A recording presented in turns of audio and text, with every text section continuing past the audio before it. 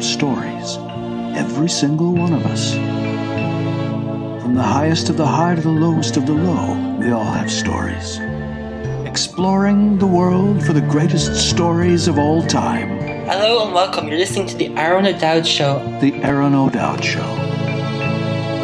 Our soul is the screen upon which we project our dreams.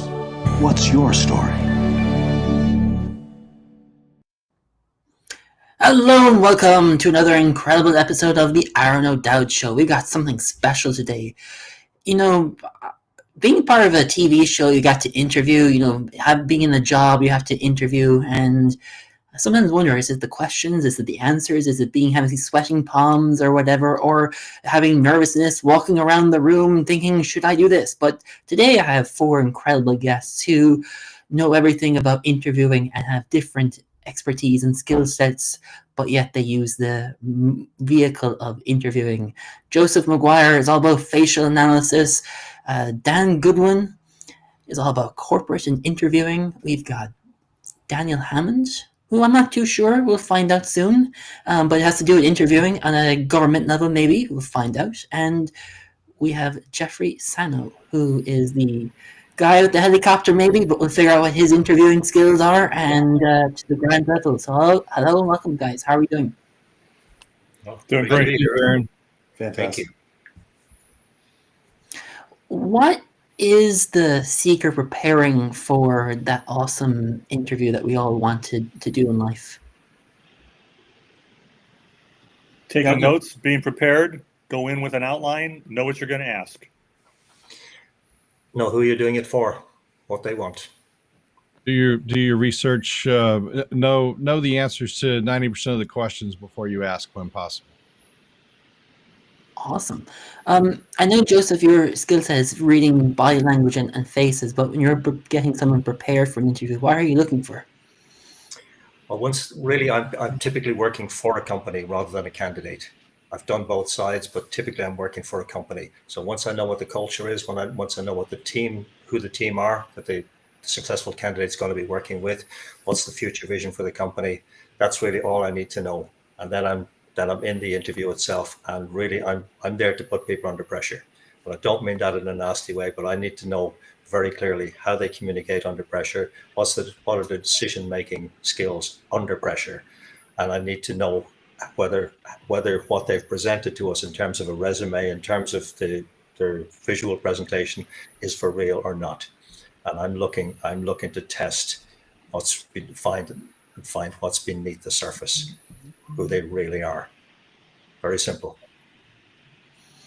Wow. And so let's just say we're going to corporate. Dan's all about corporate. So you have all the information and you're in the interviewer, Dan. Dan Goodwin, how do you identify this as a good candidate? Yeah. And my background was internal investigations. So the candidates there were actually either witnesses or the subject of an investigation. So mine was a little different, but like Joseph, I would say the ability to get a quick read on truthful versus deceptive, to see how because that determined a lot in the first 5 to 7 minutes. We had what we call a set of baseline questions that we asked, and they were automatic responses. What's your name? What's your position? Who's your supervisor? What's your date of service? And we're looking for that. We're looking for that autonomic response, that the things that people don't have to think about, so that later, when we get into the hard questions, then we have a baseline to go from as far as reading a lot what Joseph does with facial expressions and a lot in body language and response. So the candidates that were in the room with me most of the time didn't want to be there. Wonder why, I don't want to be there because I gotta go do something else, watch YouTube all day long, Daniel Hammond, we start stepping up to the government level. Is the interviewing still the same? Yeah, unlike Dan's guys who usually didn't want to be there. None of my guys ever wanted to be there. So I was an Army interrogation instructor. And so my background is real world interrogations, military, all Geneva compliant, which means none of the stuff you see in the movies for the most part. Just asking people questions, building rapport is really important. I really like, I had written down on my notes baseline questions like Dan mentioned, super important. Also, I think disruptive questions sprinkled in, the things that they're not expecting to hear or they couldn't have possibly thought to prepare for, I think are really good to help stretch that baseline. And really what we're looking for in a baseline is what are they comfortable answering and where are they feeling those indicators of stress? And that's definitely Joseph's area of expertise, is seeing it in their face and in their reactions. So for me, again, preparing as much as you need to and knowing what is the outcome, the desired outcome. Am I there to test, to interview them in a corporate environment, because I've done that as well, for a specific job? Am I interviewing to see if they're a good fit for the culture of the company? Am I doing all of that?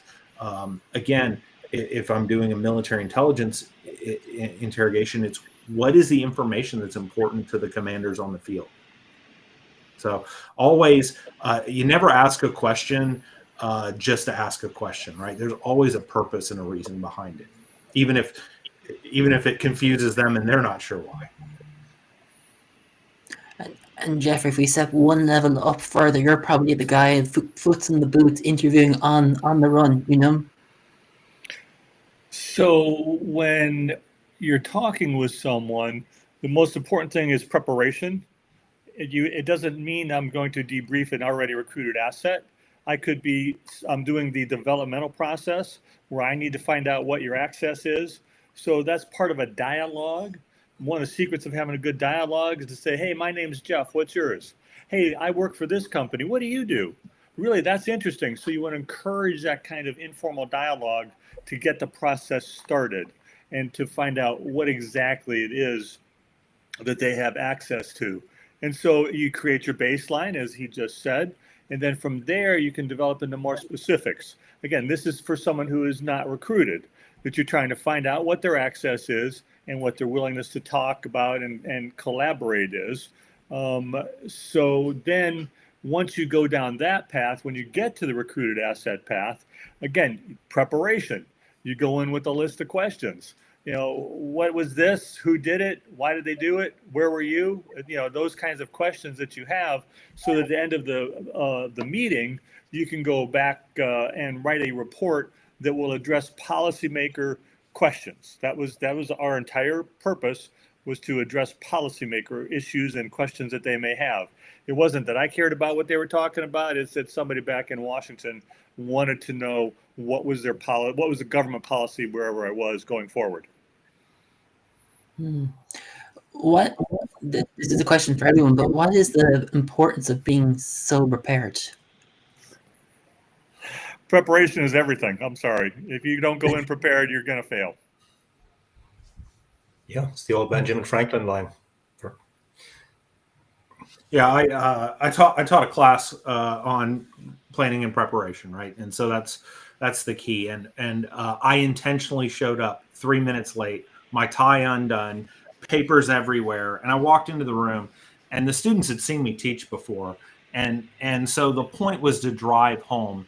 If you show up and you're interviewing somebody and you seem unprepared and uninterested, I mean, it shows disrespect to the person, right? And it's instantly harming the rapport that is critical to getting them to be honest, open, and forthcoming with you.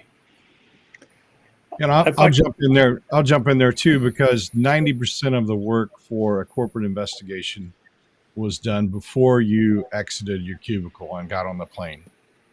What you're looking for, at least in my experience, what you're looking for is the 10% I would call variable information. We knew what had happened. We knew when it happened. We probably knew how it happened for the most part. We were looking for the why. We were looking for what was the motivation. Uh, were they coerced into doing this? Were they pressured by management? Did they not know? Was it a lack of training?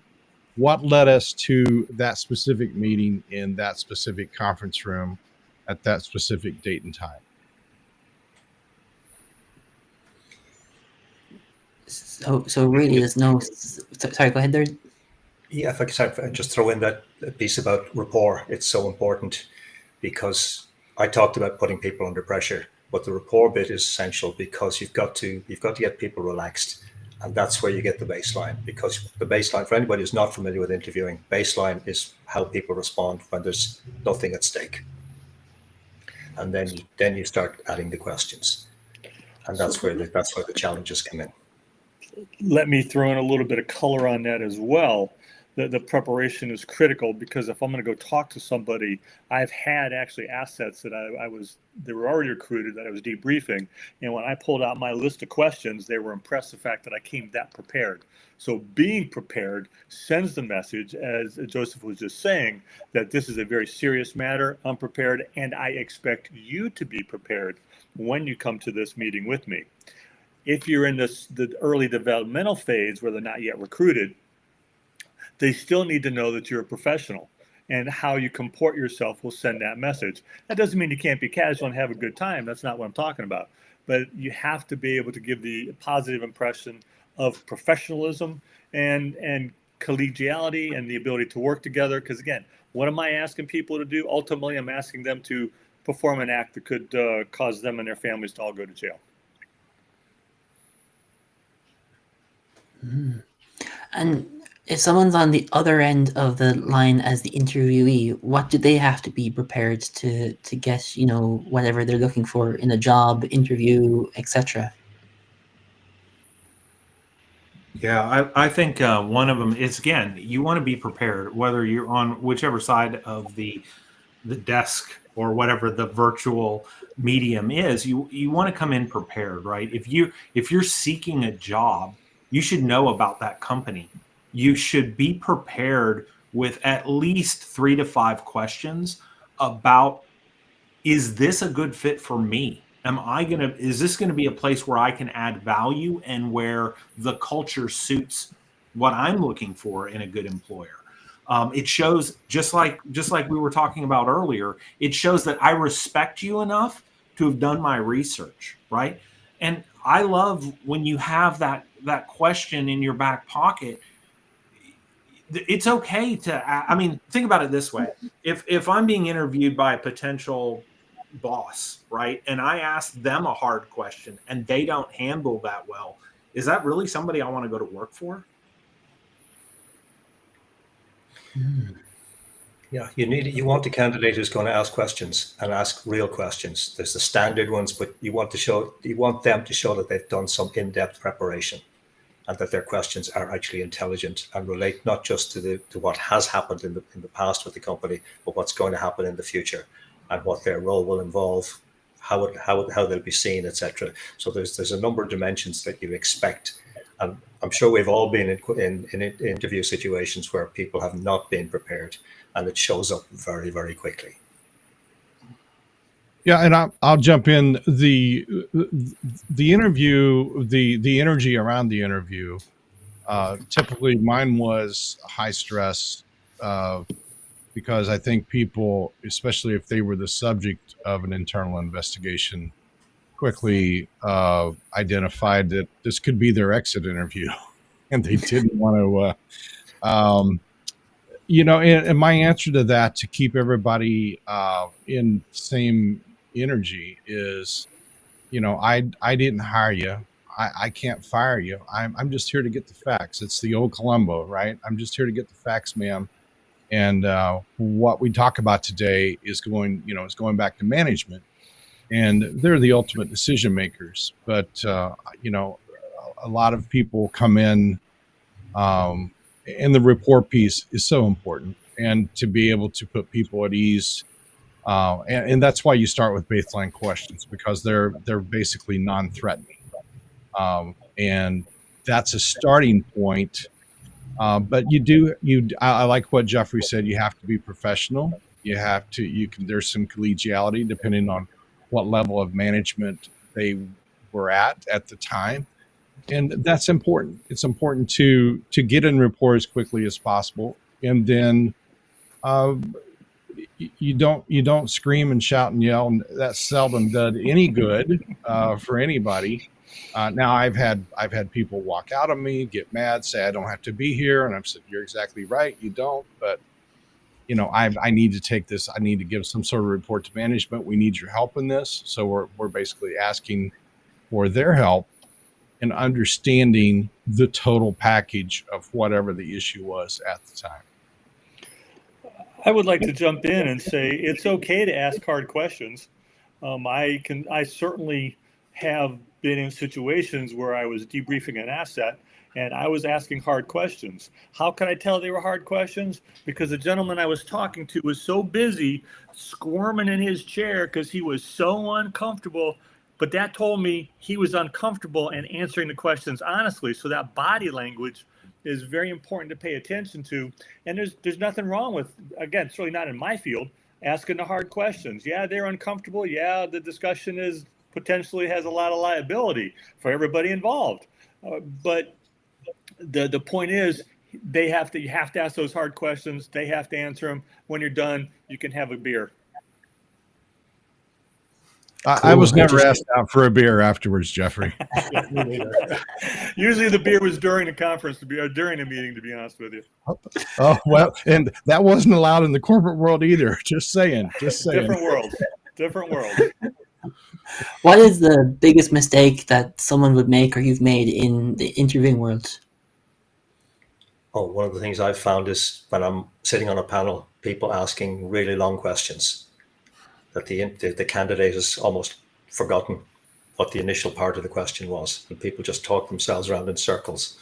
And I tend to keep my questions relatively brief because I want the candidate's response, and I'll use a lot of silence as well. But if you're asking really elongated questions, you're not really paying attention generally.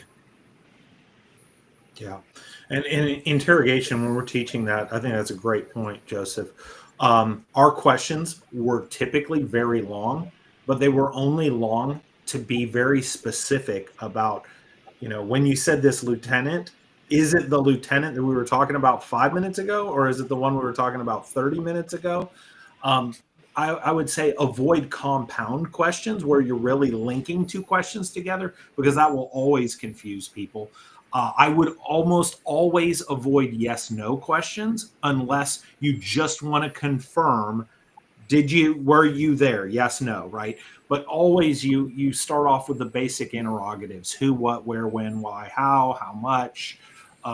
Those kind of questions will let things leak through that are of value.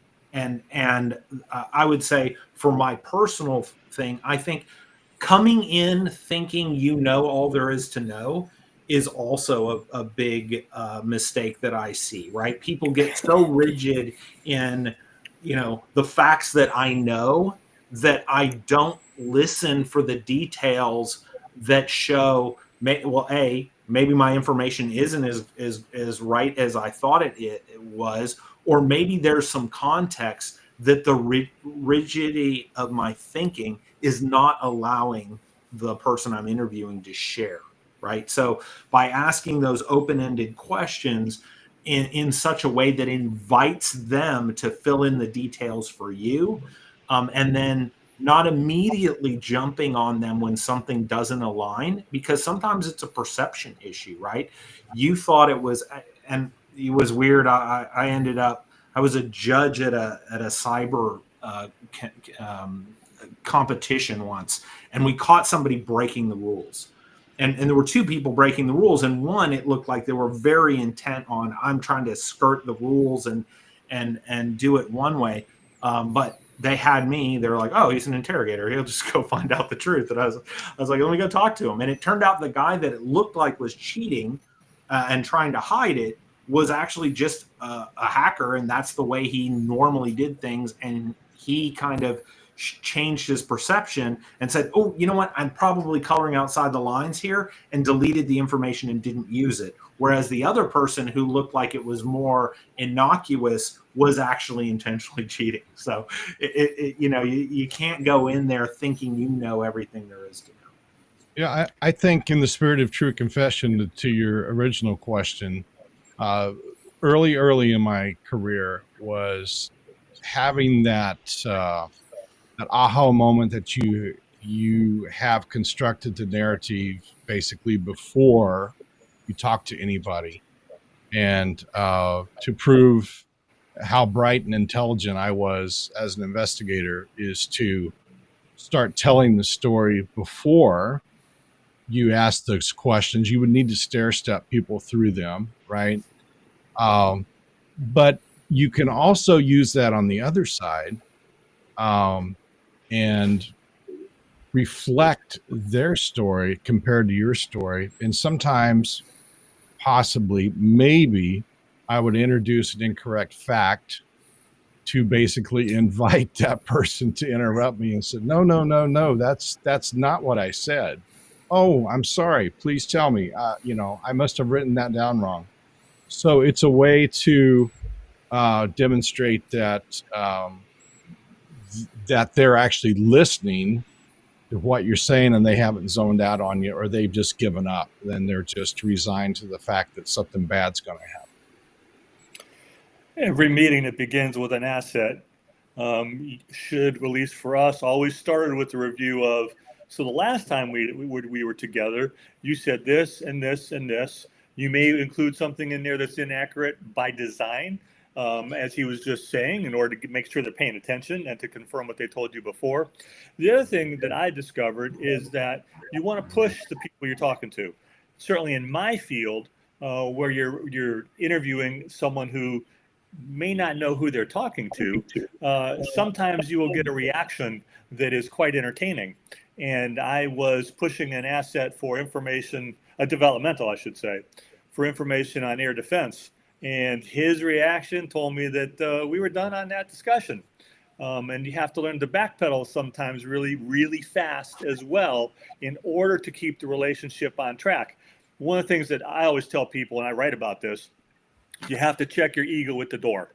My ego gets checked at the door so that I can compliment, stroke, inflate, whatever, the ego of the person I'm talking to, because that's the priority. Not me, not my ego, is getting the information or the intelligence that I'm sent there to collect. Wow. It just shows you that interviewing is actually an art. We think just show up in your shorts and your t-shirt, answer a few questions or ask a few questions, and there you go, Well, even to follow on directly there from what something Dan and Jeffrey just said, it's very useful on occasion as the interviewer to appear foolish. I would agree. And sometimes you do play the fool, Joseph, just to make the other person think that they're smarter than you. They know something you don't. And basically, and I compared it to this. I would let people lie to me for 5 or 10 minutes. So they're building that foundation. They're putting a layer of bricks up in their mind. They're putting bricks up. And it may be 10, 15, 20 minutes later, and I'll say, you know what? We talked about this a few minutes ago. And based on what we've talked about since, and this evidence or this paperwork or this email trail or whatever, man, I'm having trouble reconciling. How would you explain that to management? Because that is not, I don't see this, that there's correlation. Did you just remember it differently? Or maybe this happened, especially if it was their own email. That was always entertaining. And did you remember this differently? Or do we need to go back and change that before we write up your statement? And that basically you're giving them a way to save face and giving them, and then basically you're putting little seeds of doubt, right? That maybe this guy knows more than he's letting on. And I probably better change my answer on that so that management doesn't think I was trying to hide anything or obfuscate anything. So anyway, that would be my observation. You were going to say something, Joseph, before Dan came in? No, I was just going to say that it's no great difficulty for me to appear foolish on occasion, on many occasions. We'll put it up for a vote after the meeting, Joseph. Right? I think it's going to be unanimous for all of us. That's, Yeah. You know, we think it's for jobs, we think it's for shows. It's a life, being able to ask questions, being able to observe people, being able to hear. These are life terms, life skills we all need in life, you know? Yeah, like I advise a lot of women on dating as well, and because a date is an interview, many people unfortunately don't see it that way and pay a price by choosing the wrong partner. And unfortunately, I've dealt with too many women who've had really negative experiences, and then they come to me and they'd show me a photo or a video of somebody, and I'll say, "But did you not see this, and this?" So what we're talking about here, all of us, what we're talking about are life skills. That's a great piece of advice, Joseph. I'm going to tell my kids that dating is an interview, because I think that's right. And it's just like what we talked about before. If you're not coming in prepared, if you don't know what you want out of that dating situation, you're going to find yourself nowhere, because that's typically where you go if you walk in with no plan and no objectives into any interview. It just wheels. And when you're in the middle of it, dating can be negotiation. I mean, I remember when my daughter was a teenager, and by the way, and she hated it that I was right in the middle of. I had all my training before she was a teenager, but yeah, it's the background check I think that dads do, right? Who is this guy, and who are his parents, and what do they do, and who's paying for this? And by the way, he's coming here to pick you up. You're not meeting this guy. And later on, got to she was allowed to go out, one-on-one, and not just in like we're all going to the movies together, that sort of thing. So, but it's life is negotiation, and I was able to flip those skills, after my corporate career into my consulting career, and I was reminded by my favorite wife that the activities I was doing at the time were not interrogations anymore. So I don't have to bring that game face to the table.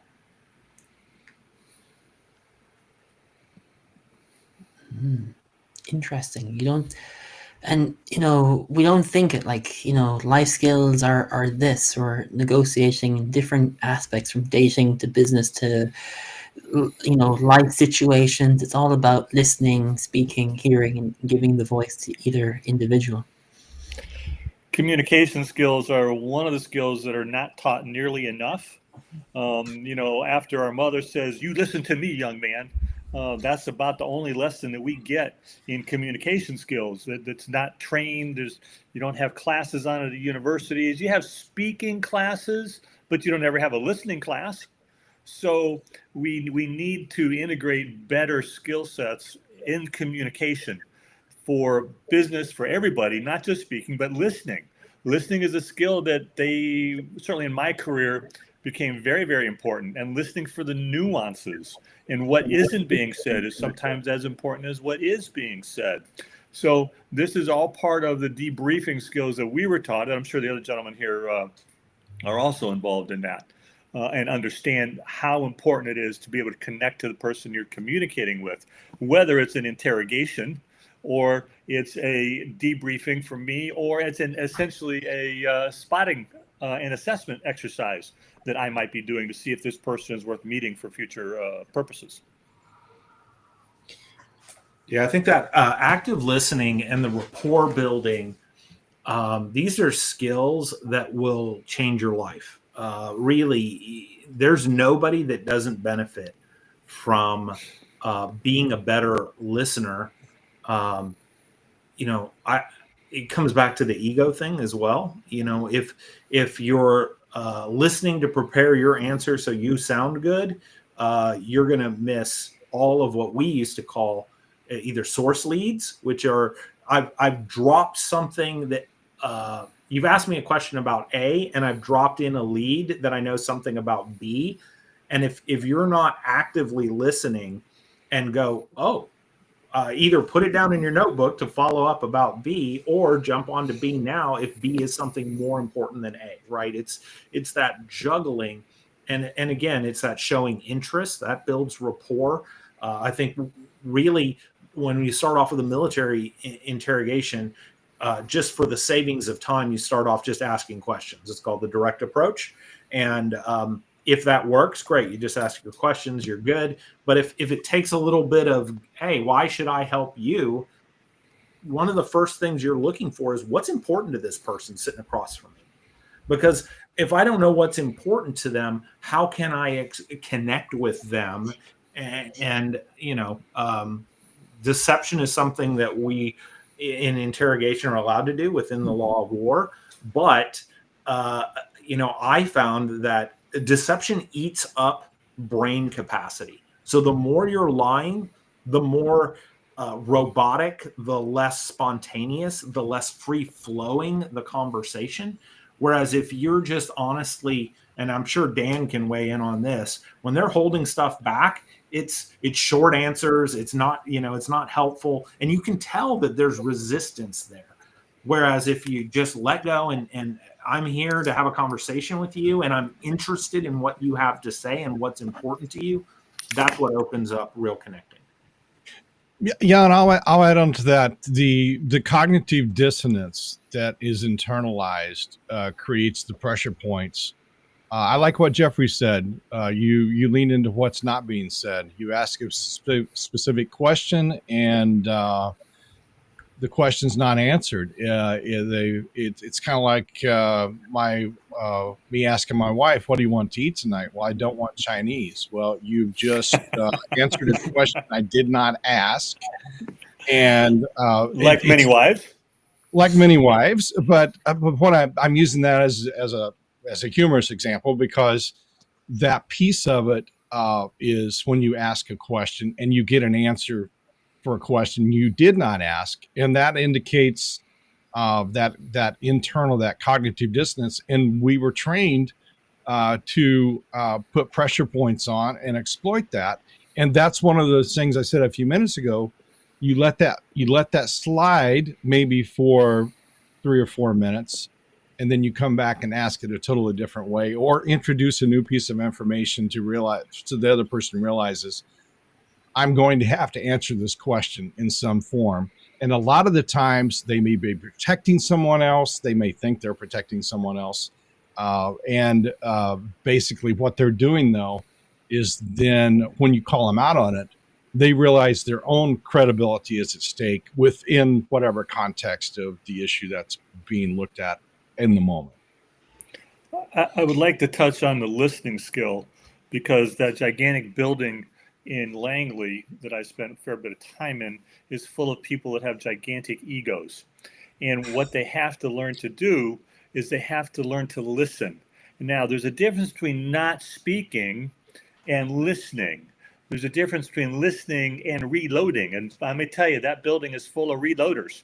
You're talking while they're listening, but they're not listening. They're reloading and getting ready to go some more and fire away. So you have to try very hard not to be a reloader, but to be an active listener.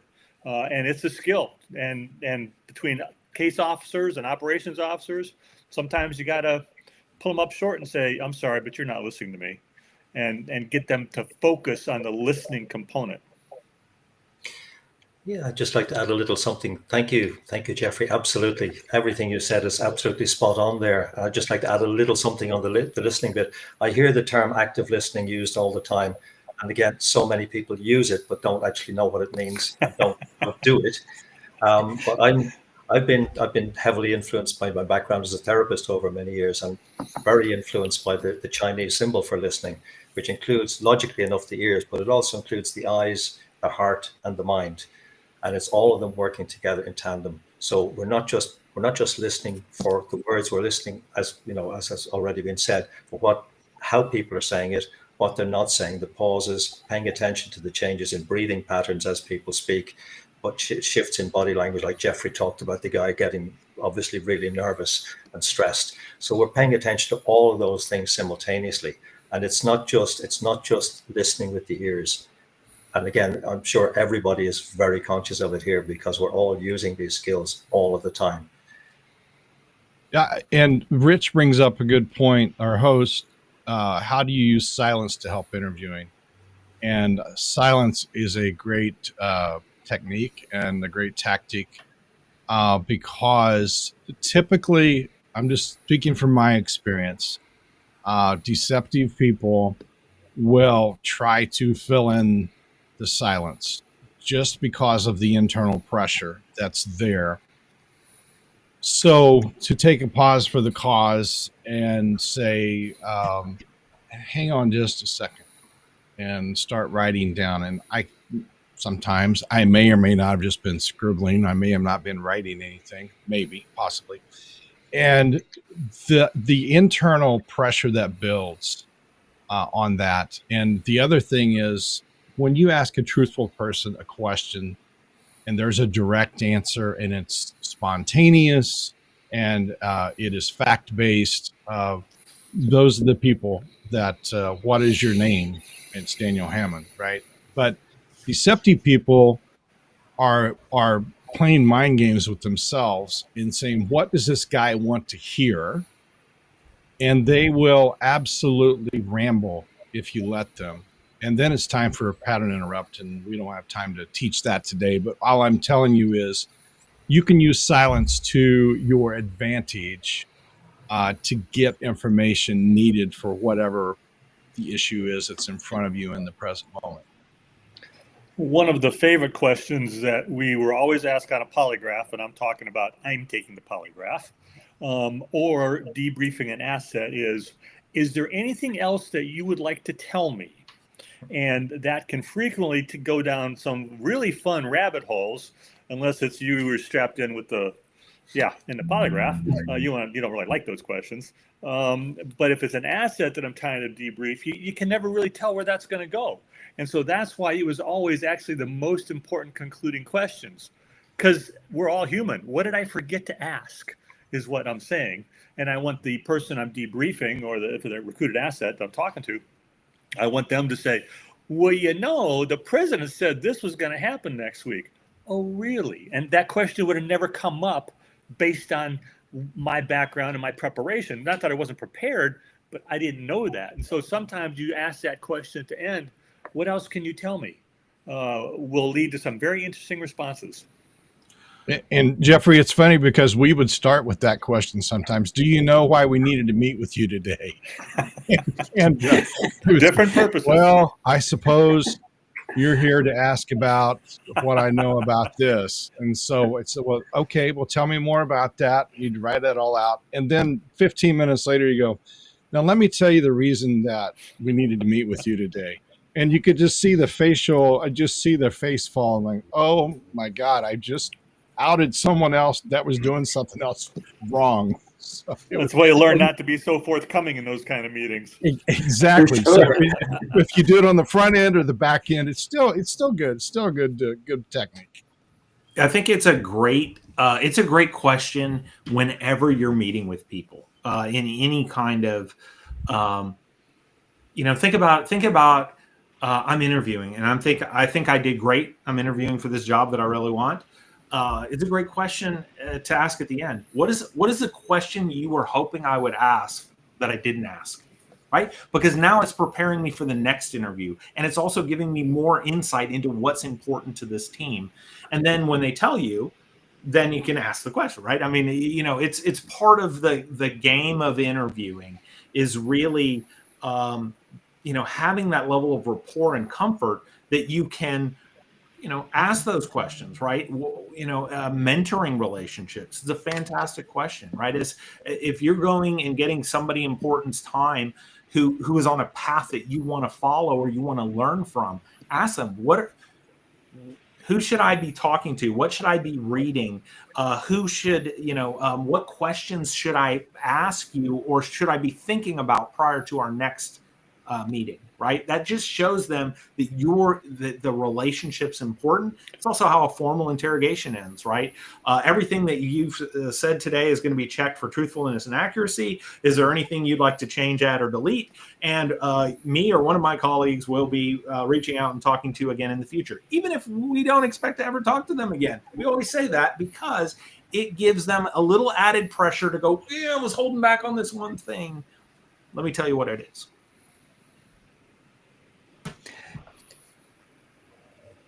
Is there anything else we should know about art? And throwing that exact same question, is there anything else we should know about art of interviewing, or what would come to the mind to give the audience that piece of nugget or advice to bring into their life? I just add in one thing about silence. Silence is so powerful, and so many people are desperately uncomfortable with it. I read a study some years ago that certainly in Europe, people can handle silence for about 8 seconds before they have to speak up or make some kind of noise or do something. I can sit comfortably in silence for long periods of time. And in an interview, particularly when I feel something's on edge, I'll vary my facial expression with the silence. So sometimes I'll just sit silently and smile, and sometimes I'll look very intense. And it's all very deliberate, and it'll all generate a particular response from people. But I'll stay silent as long as I need to until they've revealed something. Look at your notes and look confused. That's a good one, right? That wasn't always an act for me, I got to be honest with you. Yeah, fair enough. In answer your question, Aaron, the thing to do if you are on the receiving end of an interview, and most people didn't want to do this, is just say, I don't know. Unless they were lying, obviously, if the evidence is in front of them. But sometimes we got people pulled into interviews, and even though they were named as a possible witness or may have some knowledge of it, blah, blah, blah, it's okay to say, I don't know, or I need to take a minute to think about that. That's much more forthright than trying to make up the story on the fly, just saying, yeah, well, this happened, and then, because then they start interjecting their own version or their imagination of what may have happened. And sometimes you got people that wanted to be overly helpful. They thought it was cool that, they were in this interview situation. I had a lot of people ask me, how do you get into your job? How do you do this? And, it's like, we can talk about that, but not right now. Let's focus on this. So sometimes it was diversion, sometimes it was deflection. But the thing is, if you're on the receiving end and you're being asked the questions, it's okay to use the silence and to say, I don't know, or let me think about that, or I need a break. And sometimes I was the one saying, I need a break. I need to step out. And I would just say, hey, listen, hold that thought. I need to respond to this, and I need to step out. And sometimes I would make a phone call. Sometimes I would just walk laps around the cube farm for 3 or 4 minutes to give myself a break. Didn't know anything was such as a cube farm, but now I know, Well, come to Langley or come to my old corporate environment, you'd see cube farms. So. Yeah, we talked about baselining earlier, and that's part of that is to see what does it look like when the person is speaking about stuff we know is true, and so I know Joseph can talk about kind of the leaking out of those, what you call in poker, those tells, right? Something's going on. I watched an interview by a not professionally trained interrogator once, and the person that was being talked to had two things. Basically, they held their hands up and said, I don't, no, definitely not. Or they held their hands open, I don't know. And that went on for 2 hours. And then all of a sudden they were asked a question and they started stroking their beard. It was a man, I'll just let you know. They were stroking their beard and said, no, I don't know anything about that. And that was the only interesting question asked, because we knew that's where the lie was hidden, right? So That's what we're looking for. We're looking for breaks in patterns. Also, there's just so much you can learn from the way people say things. If they say something in a non-natural way, they're trying to hide something, right? Whether it's not using a contraction, like I didn't do it. If they say I did not do it, they're stressing the not because they really want you to believe it 9 times out of 10, right? So, and I'm sure you've heard things like that on public interviews. You can watch people in public interviews. The behavioral panel is a fantastic source if you want to see people being judged for the lies they're being told. And possibly you could use the same observations for politicians, but we won't go there today. I don't want to play with Joseph poker because he'll see all my facial expressions and I'll lose the game. He'll know what type of hand to have. But guys, I want to say thank you so much. It's been a blast, and wow, I could spend hours just jamming here with you guys on different stories and ideas and concepts in the art of interviewing. Absolute pleasure. Absolute pleasure. Thank you, Aaron. Thank you very much. Great. Thank you so much. It's been awesome. There you go. The secrets, the hot sauce, the art of interviewing. Remember, be prepared, know your questions, and have fun. So stay tuned to next week as we throw out another incredible, might buy information that might you yummy. So remember, stay tuned for next Tuesday at 11 Eastern Standard Time. If you like this, like, subscribe, and comment. Take care and chat soon. Bye for now. Thank you for listening to the Aron O'Dowd Show, where the world's best stories are told. If you like, please post a review or subscribe to the show. To find out more, contact us at aronodowd.com. That's ARONODOWD.com. We're always ready to share another magnificent tale from the world's best storytellers. So stay tuned and rock on.